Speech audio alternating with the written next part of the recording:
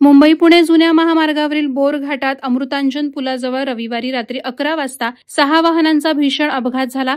भरधाव वेगातील माल वाहतूक ट्रकनं 5 वाहनांना धडक दिली। या अपघातात 2 जणांचा जागीच मृत्यू झालाय तर 12 जण जखमी झालेत। जखमींपैकी 4 जण गंभीर आहेत। जखमींवर जवळच्या रुग्णालयात उपचार सुरू आहेत। या भीषण अपघातात बाप लेकीचा मृत्यू झालाय।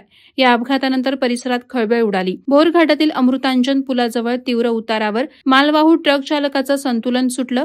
ट्रकने एकापाठोपाठ एक इनोव्हा, इर्टिगा, रिक्षा, टाटा पंच आणि एक हायवे पेट्रोलिंगचं वाहन अशा 5 वाहनांना धडक दिली। यात इनोव्हा आणि इर्टिगाचा चक्काचूर झाला तर इर्टिगामधील बाप आणि लेकीचा मृत्यू झालाय। अपघातात 12 जण जखमी झाले। जखमींपैकी 4 जणांची प्रकृती गंभीर आहे। सर्व जखमींवर जवळच्या रुग्णालयात उपचार सुरू आहेत। अपघातात बाप लेकीचा दुर्दैवी झाला, ज्यामुळे परिसरात शोककळा पसरली आहे। घाट रस्त्यावरील तीव्र उतार आणि ट्रकच्या अतिवेगामुळे हा अपघात घडल्याचा प्राथमिक अंदाज पोलिसांनी व्यक्त केलाय।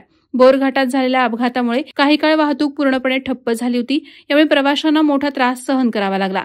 या अपघाताची माहिती मिळताच महामार्ग पोलीस, लोणावळा, खंडाळा पोलीस यांच्यासह खोपोली येथील अपघातग्रस्तांच्या मदतीसाठी या संस्थेचे स्वयंसेवक, IRB, पेट्रोलिंग देवदूत यंत्रणा, महाराष्ट्र सुरक्षा बल, पवना आणि लोकमान्य हॉस्पिटलच्या अँब्युलन्स, स्वामिनी अँब्युलन्स सर्व्हिसेस या सर्व यंत्रणा अपघातस्थळी दाखल होऊन त्यांनी अपघातग्रस्त वाहने बाजूला काढली आणि वाहतूक पूर्वपदावर आणली। अपघातामधील जखमींना पनवेल, खोपोली आणि लोणावळा येथील रुग्णालयांमध्ये उपचारासाठी दाखल केलं।